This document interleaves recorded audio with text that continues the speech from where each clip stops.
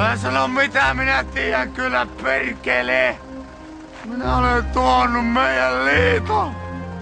Älä sano mitään. Rahat joo, se on minun hurja luotto, niin sellainen perkele. Oi. Minä toin sinulle piirakan. Perkele, älä pyö minua sisälle, minä en oo ansainnut. Perkele, minä olen syönyt sen piirakan. Perkele. Tuo minulle pyssyli, minä tapaan itseäni, perkele. Älä tuokkaan, minä teen ensin nämä puut. Perkele, minä olen lävitse huono ihminen. Älä nyt perkele minua. Älä sano mitään. Älä sano mitään, älä rankase minua.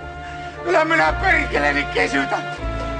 Minä ajan pääni jäädyksiin, perkele. Ensin menen kylällä ja pyydän kaikilta anteeksi, ettei jää teille perkele seliteltävän. Älä sano mitään. Ei perkele, minä laitan kaikki vielä. Perkele, minä laitan kaikki nyt kuntoon saman tien.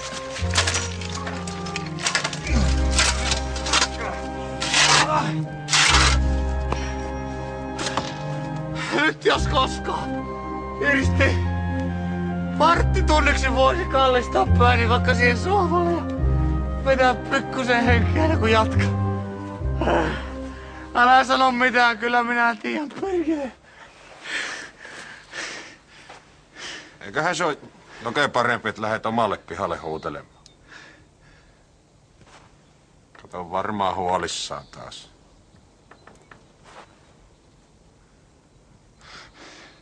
Työ taksi!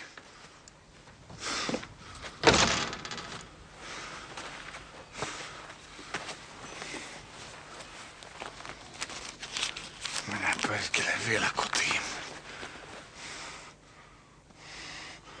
Minä menen avantoon! Jatkaa umpeen perkele, minä en täältä nouse.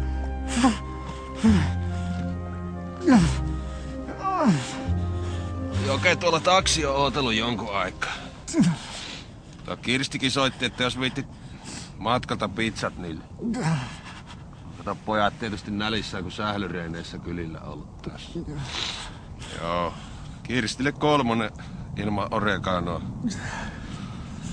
Akille 12. Vaan se kysyi, jos voit vaihtaa herkkoseen nyt pepperoni. Pasille. Onko tuo nyt sitten 8 vai 6? Meneehän tuosta nyt sitten sanoo. 6 se on. Pasin käsiala on niin huono. Niin, eipä se Pasi varmaan aura justoa. Kyllä me siitä lähetään, että 8 ja... Pasiko se valkosipuli? Älä valkosipulia, niille ne saa yöunet mennä taas. Siinä kun sä meinaat vielä pitkäänkin, minä lähden kuskia jututtamaan. Tukku kerkeet sitä. Mä lähden mihinkään.